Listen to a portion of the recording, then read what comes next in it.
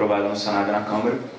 Falta apenas agora no retorno ao Senado, o Senado determinar qual vai ser a versão que vai vingar. Você vai ver um meio termo, mas ele vai vir expressamente no projeto, vem no projeto do CPC e vai vir expressamente quando o projeto virar lei, tá? Então já é um tema atual. E dependendo da versão do projeto, a gente tem diferenças significativas, esse que eu vou pontuar aqui também. Então eu vou dizer o que foi aprovado no Senado, o que foi aprovado na Câmara, a razão das mudanças, e se a gente pode dar um passo além, e apesar das, digamos assim, novidades que o projeto traz, ainda é possível ir um pouco mais além. E a flexibilização do procedimento pelo juiz e pelas partes é um tema que não é só direito processual.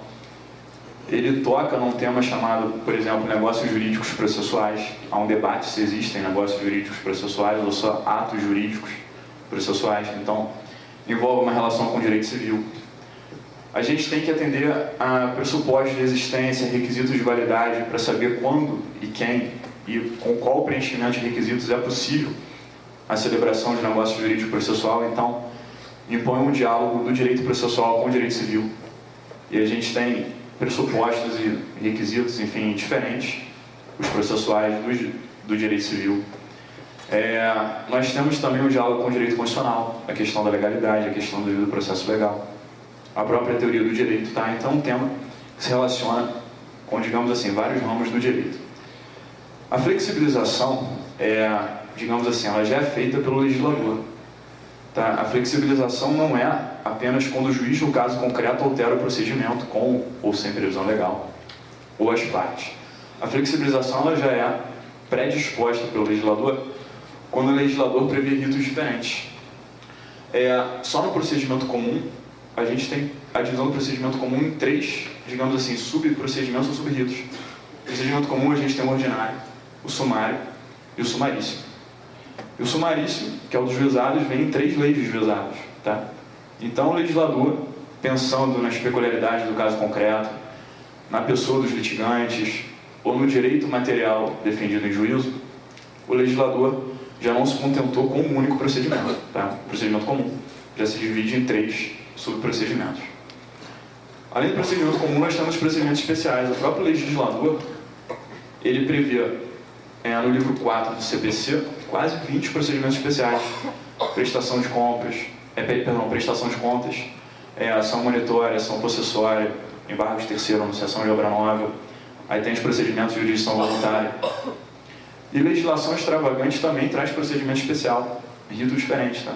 A gente tem lá o decreto, lei da alienação fiduciária e garantia, mandado de segurança, ações locatícias que trazem 4 procedimentos diferentes. Então, a legislação é repleta de procedimentos especiais. O que justifica o legislador prever procedimentos diferentes? A sociedade muda, né? Mais ou menos um pouco como o Lamir estava falando, a sociedade muda, e aí a gente, no final das contas, leva para a lei algo que já reflete a realidade, digamos assim, fática. Tá? Então, era muito grande o número, por exemplo, de ações debatendo posse, e aí, aquele número repetido de ações debatendo posse, a gente tinha peculiaridades comuns, e aí o legislador chega em determinado momento e prevê lá a ação possessória, com algumas diferenças em relação ao procedimento padrão. Anunciação de obra nova, a questão do embargo extrajudicial. Então, nós temos procedimentos especiais, nos quais o legislador identifica uma ocorrência prática muito grande, e aí depois leva-se para a lei aquilo que já está constatado na realidade. Tá? Então, primeiro a gente vem, digamos assim, com o problema prático, depois a gente leva para o legislativo, e aí dependendo da política, e a gente que acompanha a tramitação do projeto, a gente vê como é difícil conseguir aprovar o que os juristas pensam, né? O que a versão dos juristas seria uma, a versão quando passa pela mão de deputados e senadores é outra completamente diferente. E aí você conseguir colocar aquilo na lei, tá? Então a mudança legislativa, ela sempre, digamos assim, a posteriori, é o resultado final de um amadurecimento, não consegue refletir todas as peculiaridades dos casos concretos, tá? Então ela é sempre a posteriori, isso é o que eu queria falar para vocês. E o legislador prevê procedimentos especiais por diversas razões. Às vezes, por exemplo, em razão da pessoa dos litigantes, às vezes em razão do direito material, a gente tem que dar uma diferenciação de procedimento. Por exemplo, a posse é um direito que se entende como muito importante, então tem lá a possibilidade de liminar na audita altera parte. Obrigado. E se o autor não conseguir convencer o juiz no início, ele, em vez de o juiz indeferir a liminar, ele pode marcar uma audiência de justificação. Então o autor tem mais uma chance para comprovar suas alegações antes de perder a liminar na audita altera parte. Por exemplo, às vezes o legislador pode pensar que um determinado direito merece um prazo de resposta, um prazo de defesa do réu maior ou menor. Só no livro 4 do CPC, que traz os procedimentos especiais, e só os de jurisdição contenciosa, que são mais ou menos 12 ações diferentes, o legislador traz 4 prazos diferentes de resposta. Por exemplo, prestação de contas, resposta em 5 dias. A embargo de terceiro, 10 dias. Processuais, 15 dias. Contestação e divisão de marcação de terras, 20 dias. Tá? Então, só ali a gente tem, às vezes, prazos 4 vezes maior ou menores do que os prazos de defesa de outros procedimentos. Às vezes o legislador quer falar assim, a partir de determinado momento o rito tem que ser mais rápido. Aí ele fala lá no final dos embargos de terceiro que depois da resposta segue o rito da cautelar. Então o próprio legislador, por várias questões, ele tenta adaptar os procedimentos para que o procedimento seja mais adequado, ou relacionado ao tipo de direito, ou ao tipo de litigante, ou alguma peculiaridade, às vezes até questão documental. Por exemplo, a ação de uso capião é requisito específico da petição inicial, que se o imóvel estiver no registro, é essencial trazer certidão do registro de imóveis em anexo à petição inicial. Ação de depósito, a gente tem que trazer o contrato escrito de depósito. Então, por diversas razões, o legislador ele não prevê apenas um único procedimento. Por quê? Isso demonstra que a flexibilização pelo legislador é um reflexo de que é impossível prever todas as peculiaridades do caso concreto. Então, um procedimento seria um procedimento único. Seria algo totalmente ideal e impossível. O legislador, ele próprio, fraciona o procedimento e traz determinadas adequações. Tá? Aí a pergunta principal é, além do legislador, as partes e o juiz, ou só um, ou só outro, ou ambos, em conjunto, podem também alterar o procedimento, fora das hipóteses em que o legislador previu uma adaptação. Podem as partes e o juiz alterar o procedimento de acordo com a peculiaridade do caso concreto? Quando eu digo alterar o procedimento, não é rasgar o código e fazer um procedimento totalmente diferente, não. Às vezes, por exemplo, só aumentar um prazo de defesa. Ou quando o código lá diz que o número máximo de testemunhas é 10 por parte. Se for uma causa muito complexa, com vários pontos controvertidos, por que não 12 testemunhas por parte? Tá? Exemplo, o código diz que o prazo para impugnar o laudo pericial é de 10 dias por assistente técnico. Mas o perito pode levar 6 meses, por exemplo, fazendo cálculos. Está pensando em uma matéria complexa que envolva operações lá de cálculos. O perito leva 6 meses para analisar 3 volumes ou 30 volumes de documentos, fazendo cálculo. Como é que um assistente técnico, não em 10 dias, em 8, né? Porque um você gasta não xerox, você dá para o assistente elabora, você vai juntar, o cara em 8 dias, ele vai conseguir impugnar corretamente, demonstrar erro e trazer a sua conclusão sobre o laudo pericial se o próprio perito gastou, por exemplo, 6 meses realizando a perícia. Então, quando eu digo flexibilização, eu não estou defendendo que você rasgue o código. E quem defende a flexibilização não defende que não haja um procedimento padrão. Tá? Para começar, a ideia central é: existe um procedimento padrão. Qualquer que seja ele, procedimento comum ou procedimento especial previsto na lei. E a dúvida é se alguns pontos do procedimento eles podem ser alterados pelo juiz e pelas partes. Esse tema envolve, então, o princípio da legalidade.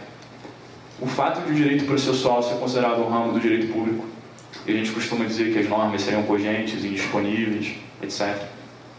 E também a questão da segurança jurídica e da previsibilidade. Tá? Então, esse tema talvez se choque, ou a gente tem que fazer uma releitura desses pontos. E mais, quem for defender lá na frente, a gente vai ver que o projeto consagra isso no texto legal. Tá? Então, a gente não está falando de utopia nem de ideias, vai virar realidade em pouco tempo. Quem fala de flexibilização também tem que definir a natureza jurídica da flexibilização do procedimento pelos juízes e pelas partes. E aí a gente já pega um debate que existe hoje em dia, que é saber se existem negócios jurídicos processuais. É saber se a autonomia da vontade ela é relevante ou não no processo. Ou, em outras palavras, se a vontade das partes ela é relevante para fins de atos processuais. Tá? Bom, há quem diga que não existem negócios jurídicos processuais. Por exemplo, o Líbano, quando ele classifica os atos, ele só fala de atos processuais e ele fala que negócios processuais não existem. Lieberman foi seguido pelo professor Dinamarca, até mesmo porque foi professor do professor Dinamarca. O professor Dinamarca, no livro dele, defende que não há negócios jurídicos processuais. Lá no Rio de Janeiro, Alexandre Câmara defende que não há negócios jurídicos processuais. Mas, da mesma maneira, há autores que defendem que existem sim negócios jurídicos processuais. Qual é o problema de falar se existe ou não negócio jurídico? A diferença de negócio jurídico para ato jurídico é que no ato jurídico a vontade é relevante para a prática do ato. E a consequência ela é totalmente, digamos assim, engessada. Tá? O efeito, você não tem liberdade de vontade quanto ao efeito. No negócio jurídico, a gente tem liberdade da vontade para praticar o ato e também em relação a determinados efeitos. Outros autores já defendem hoje em dia que existem negócios jurídicos processuais. Aí, por exemplo, pegando o italiano também, Carnelucci. Carnelucci tem um livro de 1000 páginas em que ele classifica os atos processuais e tem lá 20 páginas sobre negócios jurídicos processuais. E é seguido também por outros autores que defendem que há negócios jurídicos processuais. Por exemplo, o professor Arruda Alvim, professor mais da atualidade, por exemplo, o professor Fred Dias Jr. Tá? Então já é um debate hoje em dia doutrinário saber se existe ou não negócio jurídico processual. Essa polêmica hoje em dia ela não é tão forte porque a gente não tem na lei muitos exemplos de negócios jurídicos processuais. Quando vier o código, e eu vou ler para vocês e vou explicar rapidamente o que dizem os artigos, dizendo que cabe a flexibilização do procedimento pelas partes, talvez a gente tenha que classificar. E quando for classificar, a gente vai dizer que isso é um negócio jurídico processual. E vai ter uma consequência. A consequência vai ser que os processualistas vão ter que chegar a um acordo sobre quais são os requisitos para a prática dos negócios jurídicos processuais. A gente vai copiar puramente o direito civil, aí vai falar a capacidade da parte, objeto lícito, forma não prevista, forma prescrita ou não vedada em lei. A gente vai trazer os pressupostos processuais, você vai trazer exigência de advogado, competência do juiz para homologar ou não, precisa de homologação, tem que ter legitimidade, é oponível a terceiros, e aí você faria uma analogia com a coisa julgada, que ela não é oponível a terceiros. Então vai haver um problema, na verdade, é um ponto que vai gerar polêmica, saber se for classificado como negócio jurídico processual, quais são os requisitos. E o projeto lá na frente, ele vai falar que o juiz pode negar a aplicação a um acordo de procedimento quando faltar requisitos de validade. E o código não diz quais são os requisitos de validade. Vai caber a doutrina dizer quais são os requisitos de validade dos negócios jurídicos processuais. Tá? Então, hoje em dia, o panorama, digamos assim, na doutrina mais ou menos meio a meio, se existem ou não negócios jurídicos processuais. E mais, existem negócios jurídicos processuais atípicos. Porque, olha só, quem diz que existe negócio jurídico processual aí se subdivide ainda em duas correntes. Quem diz que existe negócios jurídicos processuais típicos e atípicos. Tem um artigo do CPC que eu nunca vi sendo aplicado na prática, que está no CPC desde 73, ou seja, desde quando o código foi feito, ou seja, não é uma novidade recente da reforma, que é o artigo 333, parágrafo único. 333, parágrafo único, diz que as partes podem convencionar sobre o ônus da prova. Tá? O 333 traz lá dois incisos, ônus da prova do autor, a inciso 2, ônus da prova do réu. E aí vem o parágrafo único e fala que as partes podem convencionar sobre o ônus da prova. Então, no contrato, nunca vi isso, não sei se alguém já viu, mas poderia vir aquela cláusula padrão. As partes alegam foro, poderia falar lá de Londrina, e o ônus da prova, quanto ao fato X, Y e Z vai ser do contratante 1, e do fato tal vai ser do contratante 2, ou do contratado, enfim. Nunca vi na prática, mas isso pode desde 73, tá? Qual é a natureza disso? Me parece que é um negócio jurídico processual típico, porque é previsto na lei. Eu acabei de dar um exemplo aqui, cláusula de eleição de foro. Quando você, num contrato, convenciona que a comarca de determinada cidade, naquela comarca, é a competente, isso é uma convenção sobre competência. Como é que a doutrina classifica a competência? Competência vem como pressuposto processual. Você pega lá os livros, vem lá processo, pressupostos processuais, pressuposto de validade, competência. As partes transacionando sobre uma matéria processual, antes mesmo do processo. Tá? O que parece isso? Isso pode ser que seja classificado como um negócio jurídico processual típico. São milhares de exemplos de negócios jurídicos processuais típicos. As partes podem, por comum acordo, suspender o processo por um determinado prazo. As partes podem, por comum acordo, adiar uma vez a audiência de instrução e julgamento. Quando você está no final da audiência de instrução e julgamento, você tem direito a falar por 20 minutos em alegações finais. E se tiver desconsórcio, mais 10, dando 30. E se forem várias as partes, não extrapola de 30. Aí o CPC fala assim, as partes podem convencionar na distribuição desse tempo. 10 autores, em conjunto eles têm 30 minutos. Pode dar os 30 minutos para o advogado, o autor 1 falar em nome de todo mundo, 2, 3. O que seria a convenção sobre o tempo de alegações finais à audiência? Talvez um negócio jurídico processual típico previsto em lei. Tá? Quando o juiz converte o procedimento ordinário em sumário, isso é possível. Hoje em dia, vem lá no 277, eu acho que parágrafo 4º, parece um negócio jurídico processual típico. Quando o juiz aplica o CDC e aplica a inversão do ônus da prova.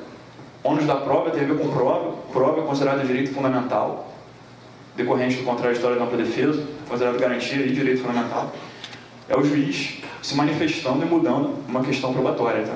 Aqui no meu exemplo, com previsão no CDC, talvez um negócio jurídico processual típico.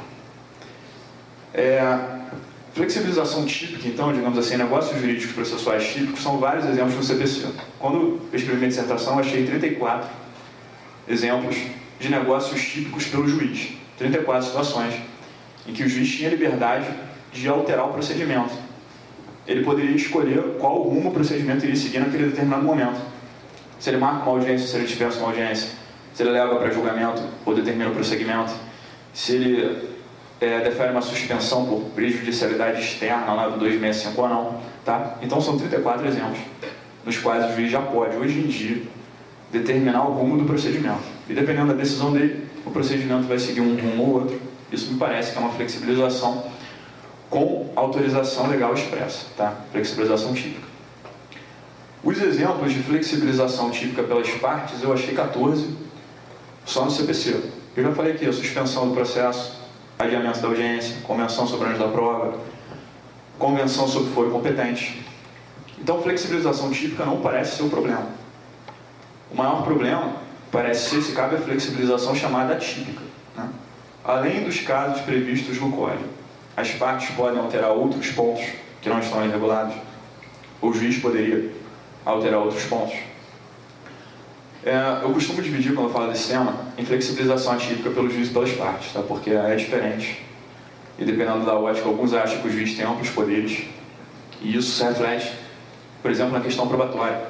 Há uma polêmica se o juiz tem amplos poderes instrutórios, tá?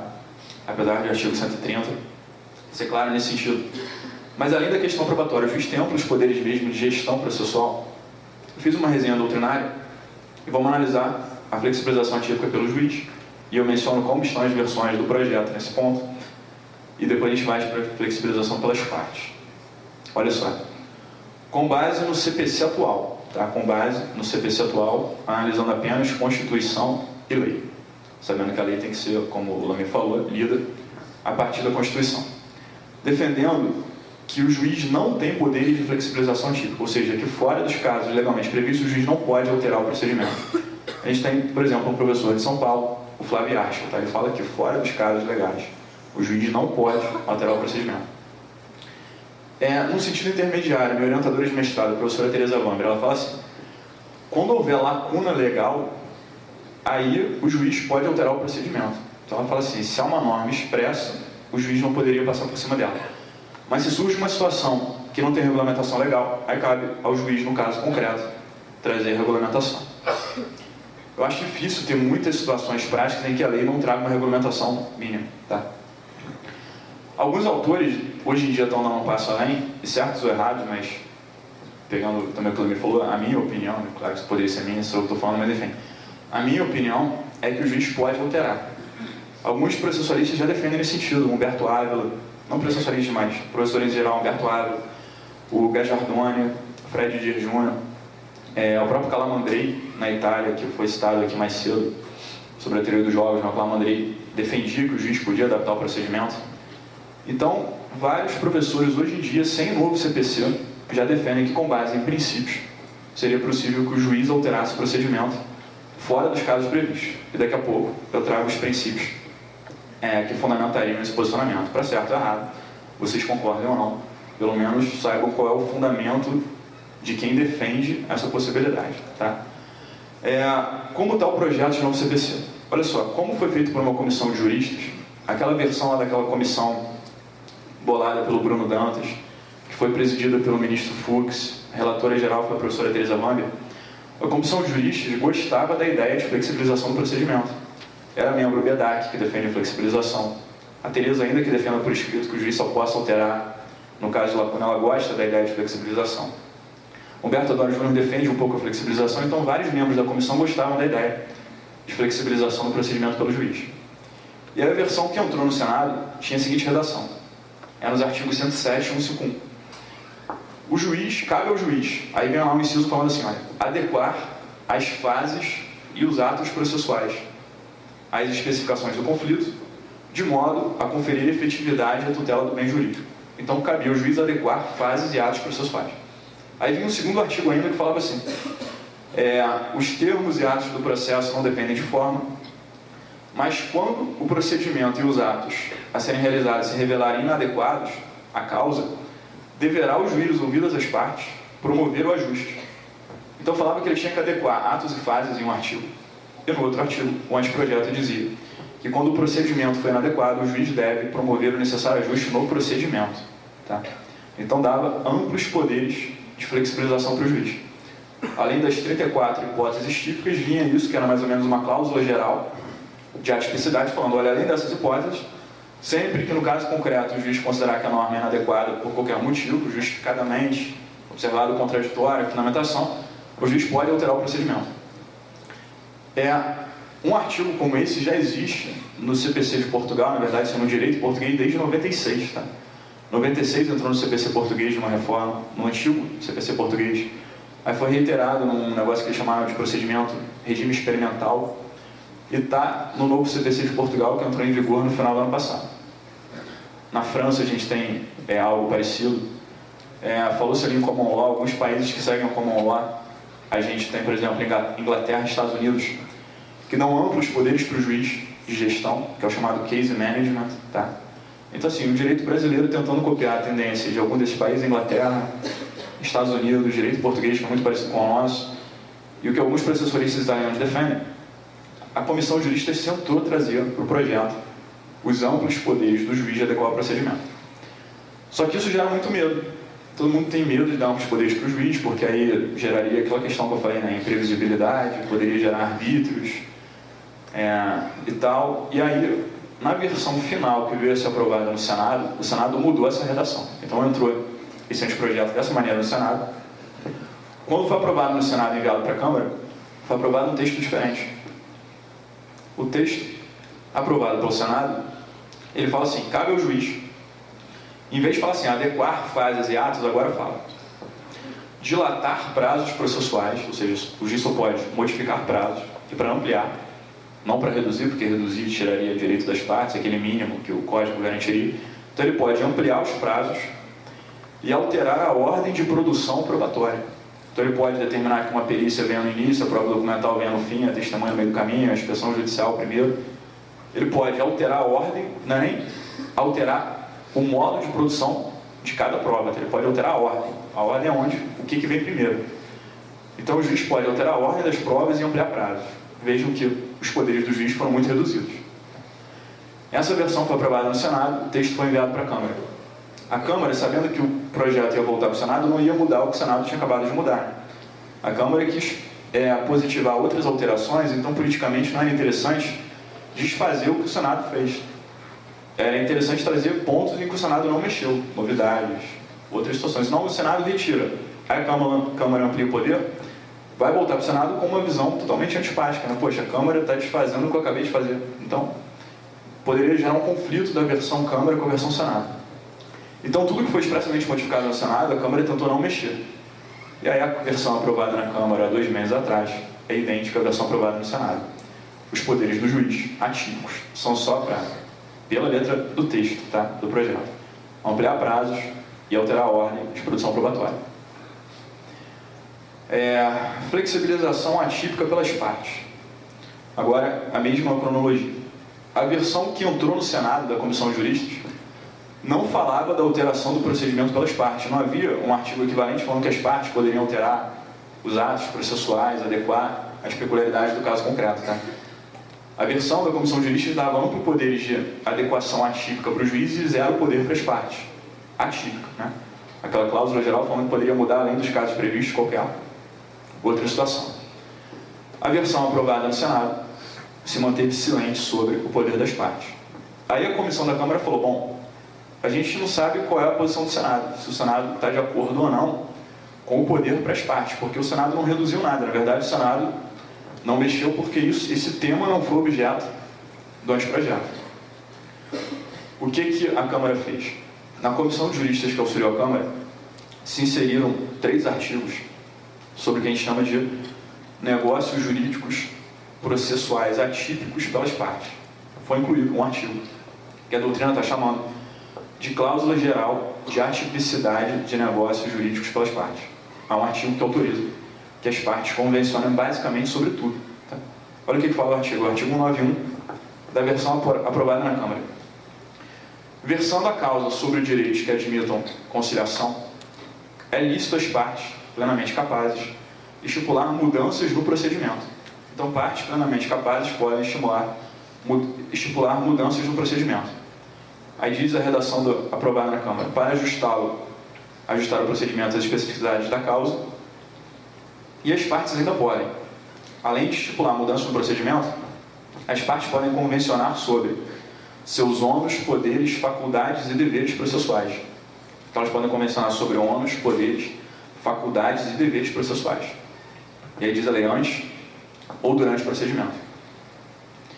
E aí vem o parágrafo 4º desse artigo 91. Então, vem lá, o juiz está diante de um caso concreto que vem o chamado contrato de procedimento, tá? O acordo das partes mudando tudo, ônus, poderes, faculdades, deveres, procedimento. Como isso é recebido pelo Poder Judiciário? Parágrafo 4º.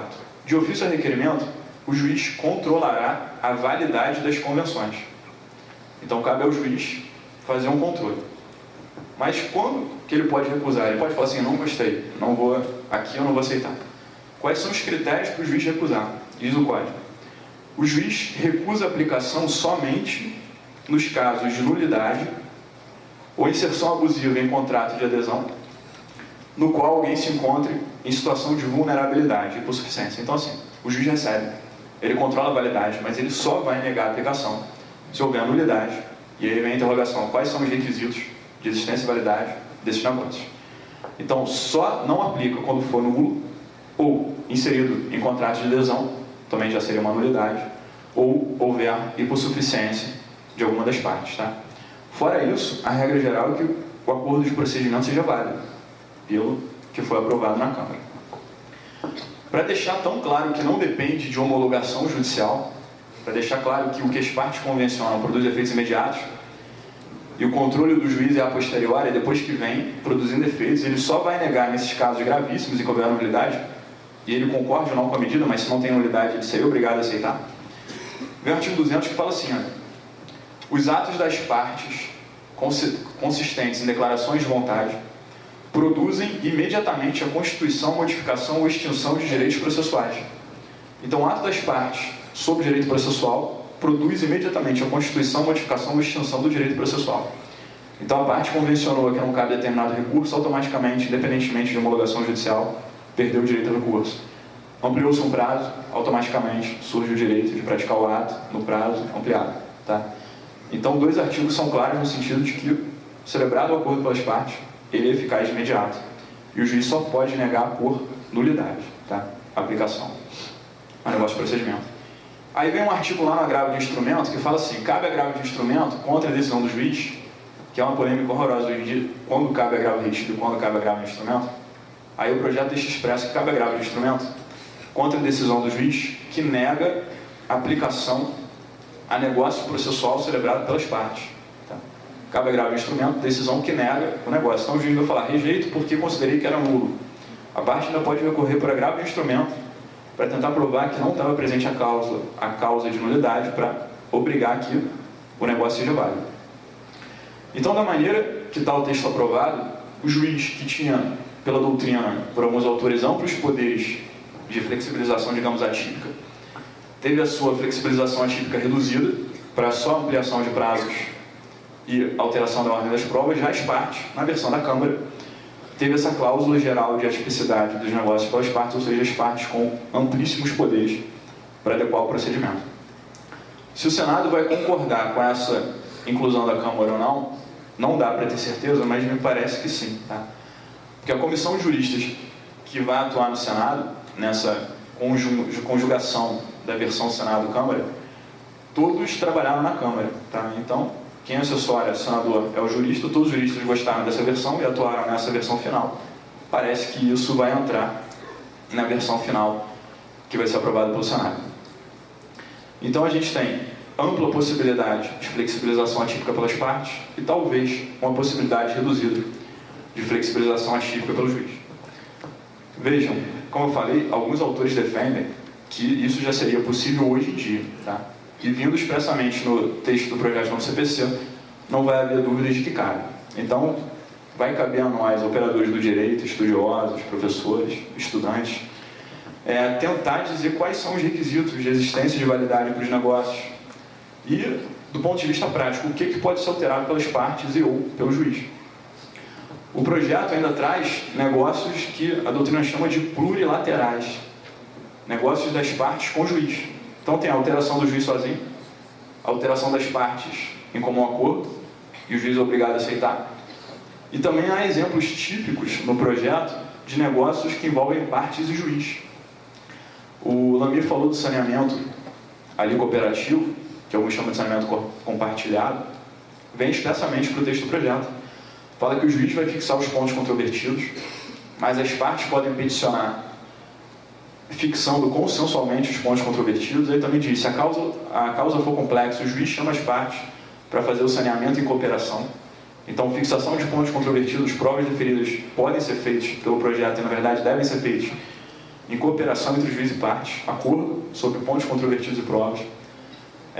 Entra no projeto uma questão chamada calendário processual.